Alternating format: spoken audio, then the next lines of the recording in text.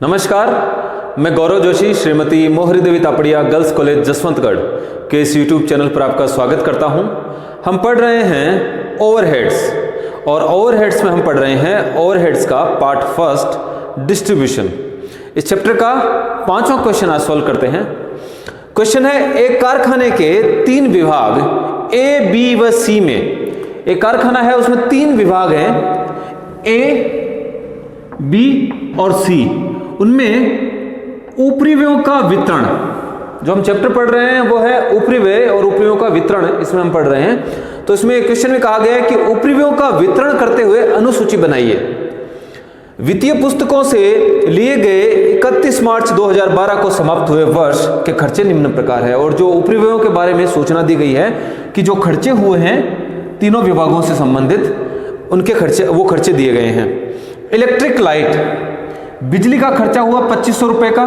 Electric power, जो मशीनों को चलाने के काम में आता है, जो शक्ति, उसका खर्चा हुआ 6400 रुपये का। हीटिंग, कारखाने में हीटिंग का खर्चा हुआ 3000 रुपये का। वर्कमेंस कंपेंसेशन इंश्योरेंस, कर्मचारी क्षतिपूर्ति बीमा, अगर कर्मचारी को कार्य के दौरान कोई चोट लग जाती है और उनकी क्षतिपूर्ति करने के लिए जो है इंश्योरेंस करवाई जाती है उनकी, तो वर्कमेंस कंपेंसेशन इंश्योरेंस है 1400 रुपये की। फायर इंश्योरेंस ऑन प्लांट 600 रुपये, और जो कारखाने में प्लांट है उनका अग्नि बीमा, फायर इंश्योरेंस करवाया हुआ है, और फायर इंश्योरेंस के संबंध में जो प्रीमियम चुकाया गया है वो है 600 रुपये का। Depreciation on plant at the rate 10%, और जो डेप्रिसिएशन है प्लांट पे उसकी दर है 10%। प्लांट रिपेयर्स 2560, प्लांट की रिपेयरिंग कराई गई, रिपेयरिंग के खर्चे हुए पिछले साल 2560 के। मटेरियल हैंडलिंग चार्जेज, मटेरियल को हैंडल करने के लिए जो चार्जेज हुए हैं, मटेरियल की मूवमेंट में जो हैंडलिंग के जो चार्जेज हैं वो है 5000 रुपये के। रेंट एंड रेट्स, और जो किराया चुकाया गया वो है 7500 का। तो ये जो खर्चे हैं ये सारे के सारे अप्रत्यक्ष खर्चे हैं, उपरिव्यय हैं, और इन उपरिव्ययों का 3 विभागों में ए, बी और सी में वितरण करना है। अब वितरण के लिए हमको कोई ना कोई आधार चाहिए होगा, तो वो नीचे आधारों की सूचना दी गई है, इनमें से हमको जो है उपयुक्त आधार चुनना है उपरिव्ययों के वितरण के लिए। नीचे आपको निम्नलिखित सूचना भी प्राप्त होती है, तीनों डिपार्टमेंट्स के संबंध में कुछ सूचनाएं दी गई है। डायरेक्ट वेजेज, डिपार्टमेंट ए में जो मजदूरी चुकाई गई है प्रत्यक्ष मजदूरी वो है 24,000 की, डिपार्टमेंट बी में 16,000 की, और डिपार्टमेंट सी में 30,000 की मजदूरी चुकाई गई। फ्लोर स्पेस, एक कारखाना है, ये पूरा कारखाना है, और इस कारखाने में अलग अलग डिपार्टमेंट हैं जिन्होंने फ्लोर स्पेस ऑक्यूपाइड किया हुआ है। 30% तो ए डिपार्टमेंट ने, 20% बी डिपार्टमेंट ने, और बाकी का जो 50% है वो सी डिपार्टमेंट ने ऑक्यूपाई किया हुआ है, घेर रखा है कारखाने का क्षेत्रफल। तो जो कारखाने में जो फ्लोर है उसको ऑक्यूपाई किया हुआ है तीनों डिपार्टमेंट ने। ए ने 30%, बी ने 20% और सी ने 50% भाग जो है घेरा हुआ है कारखाने का। मटेरियल यूज्ड, जो सामग्री काम में आई है डिपार्टमेंट ए में 20,000 रुपये की, डिपार्टमेंट बी में भी 20,000 रुपये की, और डिपार्टमेंट सी में 40,000 रुपये की। वैल्यू ऑफ प्लांट, जो प्लांट्स लगाए गए हैं तीनों डिपार्टमेंट में उनकी वैल्यू दी गई है। डिपार्टमेंट ए में जो प्लांट है उसकी वैल्यू है 10,000 रुपये की। डिपार्टमेंट बी में जो प्लांट लगाया गया है उसकी वैल्यू है 5,000 की, और डिपार्टमेंट सी में जो प्लांट लगाया गया है उसकी वैल्यू है 15,000 रुपये की। नंबर ऑफ मशीन्स, तीनों डिपार्टमेंट्स में जो मशीनों की संख्या है वो दी गई है। डिपार्टमेंट ए में 10 मशीनें हैं, डिपार्टमेंट बी में 6 मशीनें, और डिपार्टमेंट सी में 16 मशीनें हैं। ये हमको अतिरिक्त सूचनाएं दी गई है। प्रत्येक विभाग के लिए कुल उपरिव्ययों की गणना कीजिए। उपरिव्यय दिए गए हैं, अप्रत्यक्ष खर्चे हैं। इन उपरिव्ययों को, पूरे कारखाने के संबंध में ये उपरिव्यय हैं, और इन उपरिव्ययों का वितरण हमको 3 विभागों में करना है, ए, बी और सी। तो जब हम उपरिव्ययों का वितरण करेंगे तीनों विभागों में, तो प्रत्येक विभाग के लिए कुल उपरिव्ययों की गणना कीजिए कि प्रत्येक विभाग के लिए कुल उपरिव्यय कितने वितरित किए गए हैं, तथा खर्चे की प्रत्येक मद के लिए, ये जो खर्चे हैं, ये जो उपरिव्यय हैं, इनकी प्रत्येक मद, यानी जो ये खर्चा है, इस खर्चे को जब हमने ए, बी और सी में बांटा तो उसके लिए क्या आधार अपनाया, तो खर्चे की प्रत्येक मद के वितरण का आधार भी बताइए। तो एक स्टेटमेंट बनाना होगा। 5वां क्वेश्चन है, एक स्टेटमेंट बनाना होगा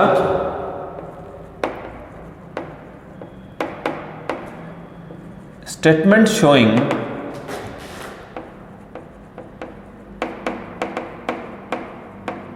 अपॉर्शनमेंट यानी कि वितरण, स्टेटमेंट शोइंग अपॉर्शनमेंट ऑफ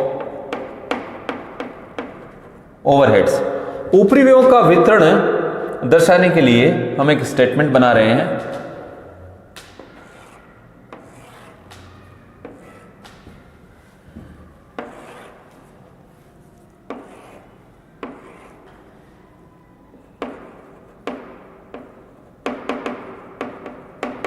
तीन डिपार्टमेंट्स हैं, ए, बी और सी,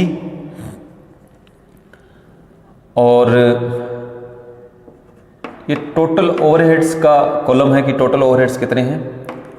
क्वेश्चन ने पूछा है कि वितरण का आधार बताना है, तो बेसिस ऑफ अपॉर्शनमेंट के लिए एक कॉलम बनाएंगे कि जो वितरण है, वितरण का आधार हमने क्या अपनाया है, और इधर दिखा देंगे मदे, जो खर्चे के मदे हैं, आइटम्स हैं, वो हम दिखाएंगे एक कॉलम में।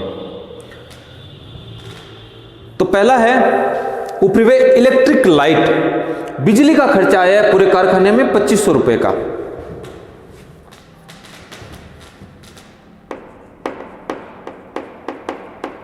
इलेक्ट्रिक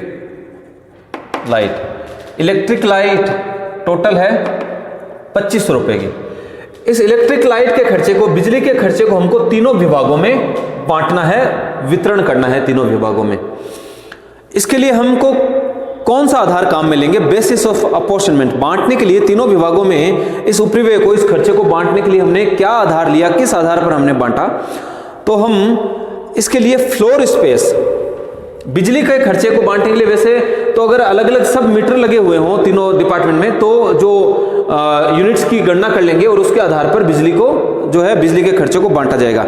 लेकिन इस क्वेश्चन में दिए गए आधारों में से अगर देखा जाए तो हमको फ्लोर स्पेस के आधार पर जो है इलेक्ट्रिक लाइट, जो बिजली है, उसके खर्चे को हमको बांटना है। तो इलेक्ट्रिक लाइट को बांटने के लिए हमने जो आधार लिया है वो लिया है फ्लोर स्पेस, क्योंकि डायरेक्ट वेजेज हम काम में नहीं ले सकते बिजली के खर्चे को बांटने के लिए, मटेरियल यूज्ड को काम में नहीं ले सकते, वैल्यू ऑफ प्लांट, ये तो प्लांट से संबंधित है, और नंबर ऑफ मशीन्स को भी काम में नहीं ले सकते।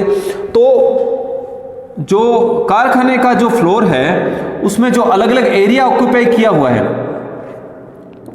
30% ए ने, 20% बी डिपार्टमेंट ने और सी डिपार्टमेंट ने 50% एरिया ऑक्यूपाई किया है। तो यहाँ पे जो ट्यूबलाइट्स, बल्ब्स और जो फैन लगे हुए हैं, तो फ्लोर स्पेस के आधार पर ही हम जो है इलेक्ट्रिक लाइट को के खर्चे को बांटेंगे तीनों विभागों में।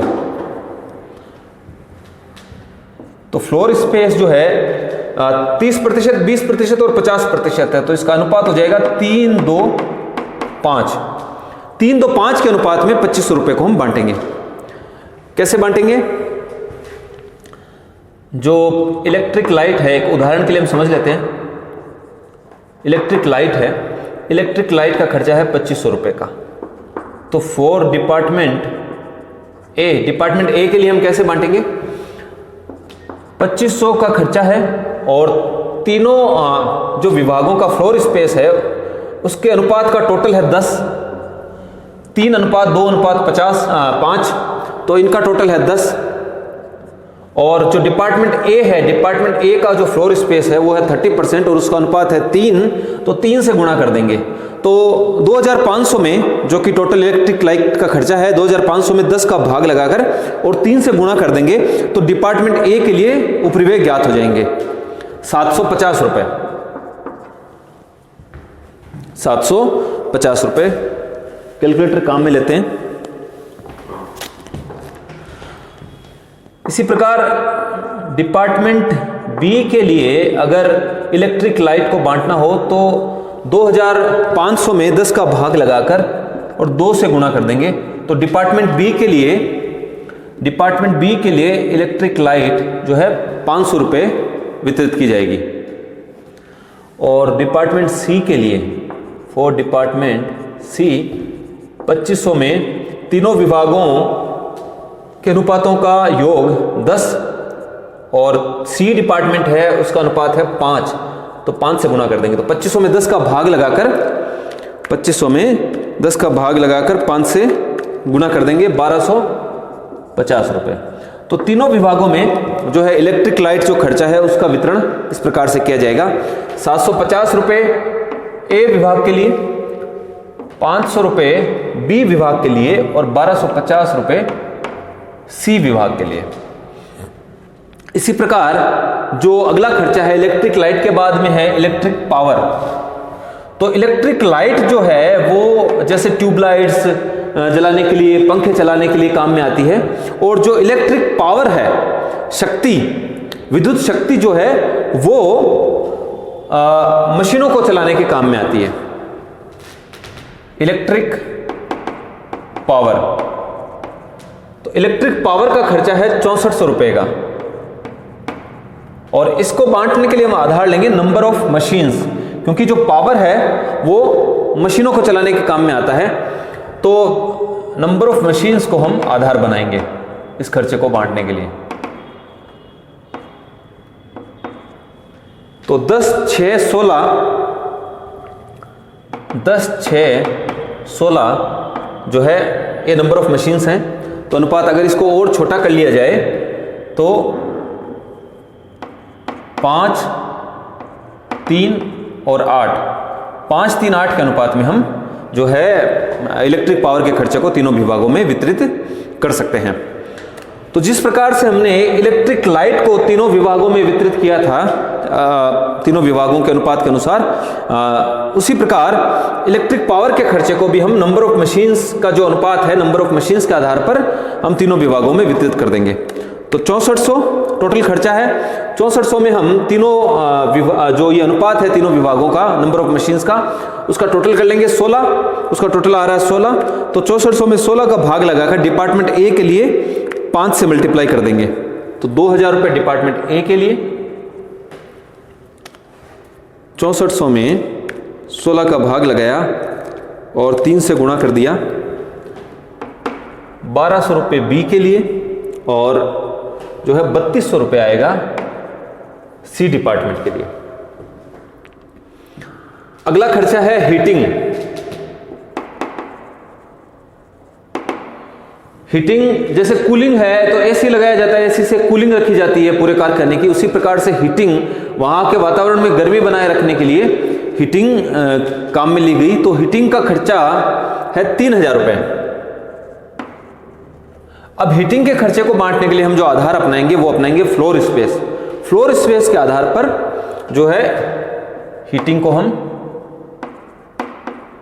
बांटेंगे, फ्लोर स्पेस बेसिस बनाएंगे। और फ्लोर स्पेस का जो अनुपात है 3:2:5, 30%, 20% और 50% एरिया तीनों डिपार्टमेंट ने घेर के रखा है। तो 3000 को हम बांटेंगे 3:2:5 में। 3000 में 10 का भाग लगाएंगे, तीनों अनुपातों का योग 10 का भाग लगा देंगे और फिर 3 से गुणा कर देंगे। तो ए के लिए जो है हीटिंग का खर्चा ज्ञात हो जाएगा 900 रुपये, 600 रुपये और जो है 1500 रुपये सी के लिए। अगला खर्चा है वर्कमैन्स कंपेंसेशन इंश्योरेंस। वर्कमैन्स कंपेंसेशन इंश्योरेंस, और इसको बांटने के लिए जो आधार अपनाएंगे हम अपनाएंगे डायरेक्ट वेजेज। वर्कमैन मजदूरों से संबंधित है, वर्कमैन्स कंपेंसेशन इंश्योरेंस मजदूरों से संबंधित है। और जो इंश्योरेंस के लिए जो प्रीमियम चुकाया जाता है वो है 1400 रुपये। तो उस प्रीमियम को तीनों विभागों में वितरित करने के लिए जो आधार अपनाएंगे हम अपनाएंगे डायरेक्ट वेजेज, क्योंकि कहीं ना कहीं जो प्रत्यक्ष मजदूरी है वो मजदूरों से संबंधित है और ये जो इंश्योरेंस का खर्चा है 1400 रुपये ये भी मजदूरों से संबंधित है। तो वर्कमैन्स कंपेंसेशन इंश्योरेंस जो का खर्चा है उसको हम डायरेक्ट वेजेज के अनुपात में तीनों विभागों में बांटेंगे। अगर क्वेश्चन में नंबर ऑफ वर्कर्स या नंबर ऑफ एम्प्लॉयज दिए होते तीनों विभागों के तो फिर हम वर्कमैन्स कंपेंसेशन इंश्योरेंस को नंबर ऑफ एम्प्लॉयज या नंबर ऑफ वर्कर्स के आधार पर बांटते, लेकिन इस क्वेश्चन में डायरेक्ट वेजेस दिया गया है जो कि वर्कमैन से, मजदूरों से, वर्कर्स से संबंधित है, इसलिए हम डायरेक्ट वेजेस के अनुपात में वर्कमैन्स कंपेंसेशन इंश्योरेंस को तीनों विभागों में वितरित करेंगे। अगर इनका अनुपात ज्ञात कर लिया जाए, डायरेक्ट वेजेज का 24,000, 16,000 और 30,000, इसको अगर अनुपात में देखें तो 24, 16 और 30, 24,000, 16,000 अनुपात 30,000। अगर इसको छोटा कर लिया जाए तो 24, 16 और 30, अगर इसमें 2 का भाग लगाया जाए तो अनुपात को और छोटा कर सकते हैं, 12 अनुपात 8 अनुपात 15। इससे छोटा इसको नहीं किया जा सकता। तो डायरेक्ट वेजेज के अनुपात में बांटेंगे और तीनों विभागों के लिए जो डायरेक्ट वेजेज का अनुपात है वो है 12 अनुपात 8 अनुपात 15।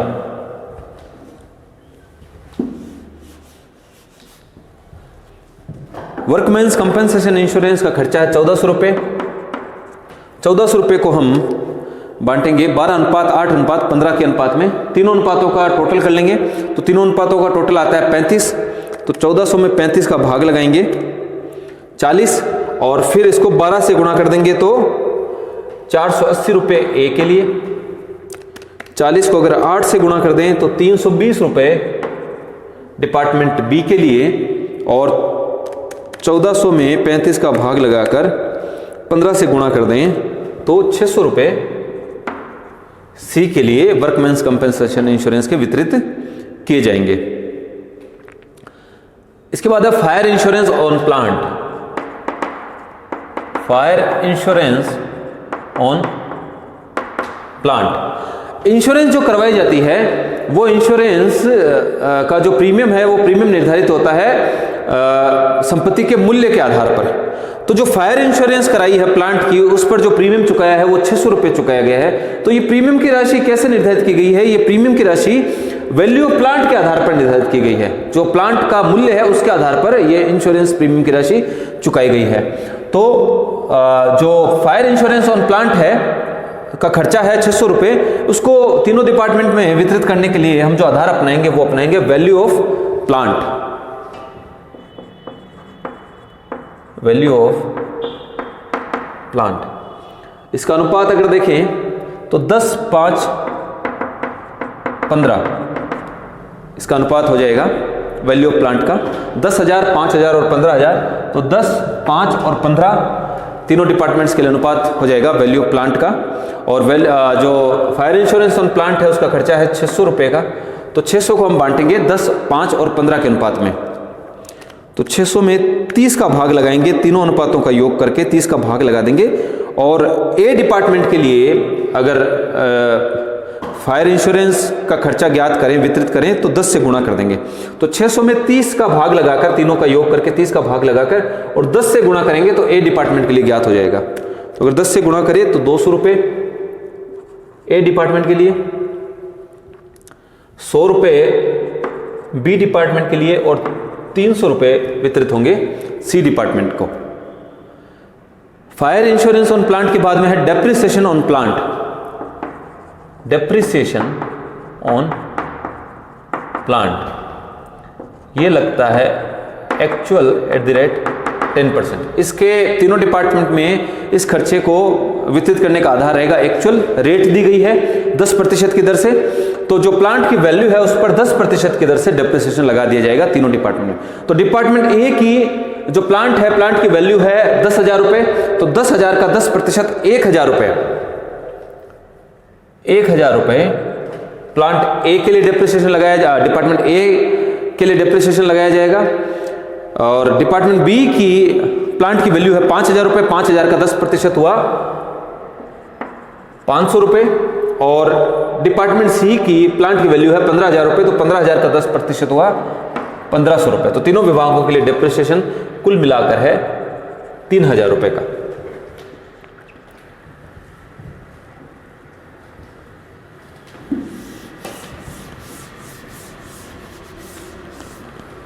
आगे है प्लांट रिपेयर्स 2,560 रुपये। प्लांट रिपेयर्स 2,560 रुपए के। तो प्लांट्स की रिपेयर कराई गई है 2560 रुपये खर्चा हुआ है। तो इसके लिए जो हम आधार अपनाएंगे वो अपनाएंगे नंबर ऑफ मशीन्स।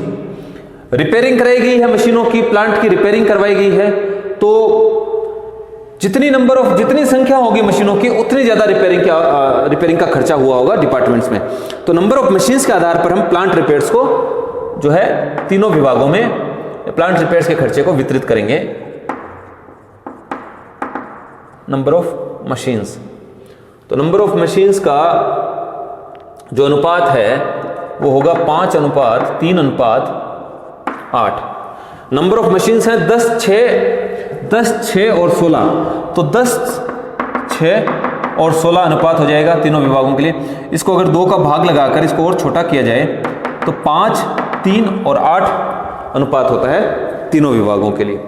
तो नंबर ऑफ मशीन्स का अनुपात है 5, 3, 8। 2560 को 5, 3 और 8 के अनुपात में बांटा जाएगा। तो 2560 में भाग लगाया जाएगा, तीनों अनुपातों का टोटल कर लिया जाएगा तो 16। 2560 में 16 का भाग लगाकर अगर 5 से गुणा कर दिया जाए तो 800 रुपये आएंगे ए डिपार्टमेंट के लिए। 2560 में 16 का भाग लगाकर अगर 3 से गुणा कर दिया जाए तो 480 रुपये आएंगे बी डिपार्टमेंट के लिए।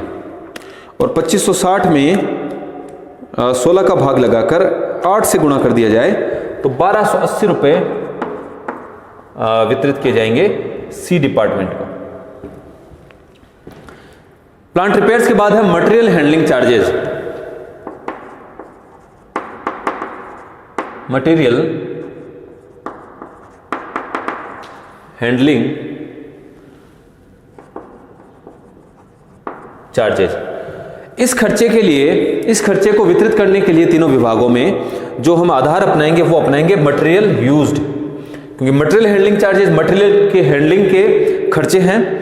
तो जितना मटेरियल काम में आया है तीनों विभागों में उसके आधार पर इस खर्चे को हम बांटेंगे। मटेरियल यूज्ड अपनाएंगे बेसिस ऑफ अपॉर्शनमेंट, वितरण का आधार हम अपनाएंगे मटेरियल यूज्ड, और इसका अनुपात रहेगा 2:4। 20,000 अनुपात 20,000 अनुपात 40,000। तीनों विभागों में जो मटेरियल काम में लिया गया है उसका अनुपात है 20,000 अनुपात 20,000 अनुपात 40,000, या फिर 2:4, या फिर इसको और छोटा करें तो 1:1:2। तो मटेरियल यूज्ड का अनुपात रहेगा 1:1:2।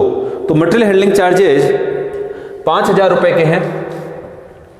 5,000 रुपये के मटेरियल हैंडलिंग चार्जेज को तीनों विभागों में वितरित करने के लिए हमने जो आधार लिया है वो लिया है मटेरियल यूज्ड, और मटेरियल यूज्ड का अनुपात है तीनों विभागों में 1:1:2 का। तो 5,000 में हम भाग लगाएंगे, तीनों अनुपातों का योग कर लिया जाएगा, तो तीनों का योग आ रहा है 4। तो 5,000 में 4 का भाग लगाकर 1 से गुणा कर दें तो 1250 रुपये है ए डिपार्टमेंट के लिए, 1250 ही बी डिपार्टमेंट के लिए मटेरियल हैंडलिंग चार्जेस के खर्चे वितरित किए जाएंगे, और 2500 रुपये डिपार्टमेंट सी को वितरित किए जाएंगे। मटेरियल हैंडलिंग चार्जेस के बाद में है rent and rates. Rent and rates है 7,500 के, रेंट एंड रेट्स है 7,500 के। तो रेंट एंड रेट्स खर्चे को वितरित करने के लिए जो हम आधार अपनाएंगे वो अपनाएंगे फ्लोर स्पेस। जो किराया चुकाया गया है वो घेरे गए क्षेत्रफल के अनुपात में जो है तीनों डिपार्टमेंट्स को वितरित किया जाएगा। तो फ्लोर स्पेस के आधार पर किराए को हम जो है वितरित करेंगे तीनों विभागों में। तो फ्लोर स्पेस का अनुपात है 3:2:5। तो 7,500 में तीनों अनुपातों का योग का टोटल कर लेंगे, टोटल का भाग लगाएंगे। 7,500 में 10 का भाग लगाएंगे और 3 से गुणा करेंगे, 2250 रुपये डिपार्टमेंट ए को वितरित होंगे। 7,500 में 10 का भाग लगाकर 2 से गुणा करेंगे तो 1,500 रुपये वितरित होंगे डिपार्टमेंट बी को, और 7,500 में से 3,750 रुपये वितरित होंगे डिपार्टमेंट सी को। तो जो ये ओवरहेड्स थे, इन ओवरहेड्स का उपरिव्ययों का हमने तीनों विभागों में वितरण कर दिया है, और वितरण के लिए जो आधार अपनाया है वो भी हमने यहां पर मेंशन किया है।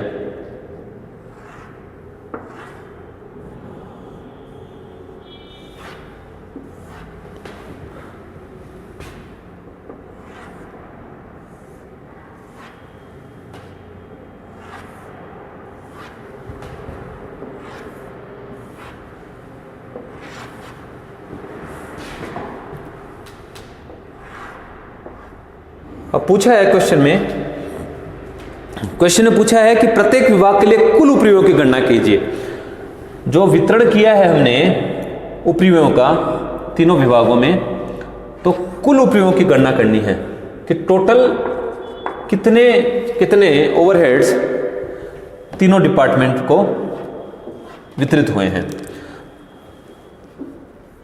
तो ए डिपार्टमेंट्स के जो ओवरहेड्स हैं उनका टोटल कर लेंगे 750 plus 2000 plus 900 480 plus 200 plus 1000 plus 800 plus 1250 plus 2250 9630 रुपये।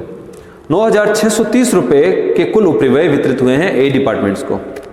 बी डिपार्टमेंट को 500 plus 1200 plus 600 plus 320 plus 100 plus 500 480 plus 1250 plus 1500 6450 रुपये के कुल उपरिव्यय वितरित हुए हैं डिपार्टमेंट बी को। डिपार्टमेंट सी को 1250 plus 3200 plus 1500 plus 600 plus 300 plus 1500 plus 1280 plus 2500 plus 3750, कुल मिलाकर 15880 रुपये के उपरिव्यय वितरित हुए हैं डिपार्टमेंट सी को। तो क्वेश्चन पूछा प्रत्येक विभाग के लिए कुल उपरिव्ययों की गणना कीजिए। तो तीनों डिपार्टमेंट के लिए जो कुल उपरिव्यय इनको वितरित हुए हैं उसकी कैलकुलेशन हमने की है, तथा खर्चे की प्रत्येक मद के वितरण का आधार बताइए। जो खर्चे की प्रत्येक मद है, जो आइटम है खर्चे के, उनको जो हमने तीनों विभागों में वितरित किया है उसके लिए हमने जो आधार अपनाया है वो आधार भी हमने यहाँ पर दर्शाया है। तो आज के लिए इतना ही। मैं आशा करता हूँ कि आज की क्लास में हमने जो क्वेश्चन सोल्व किया है वो आपको अच्छे से समझ में आया होगा। इस वीडियो को लाइक कीजिए, शेयर कीजिए, हमारे YouTube चैनल को सब्सक्राइब कीजिए। धन्यवाद।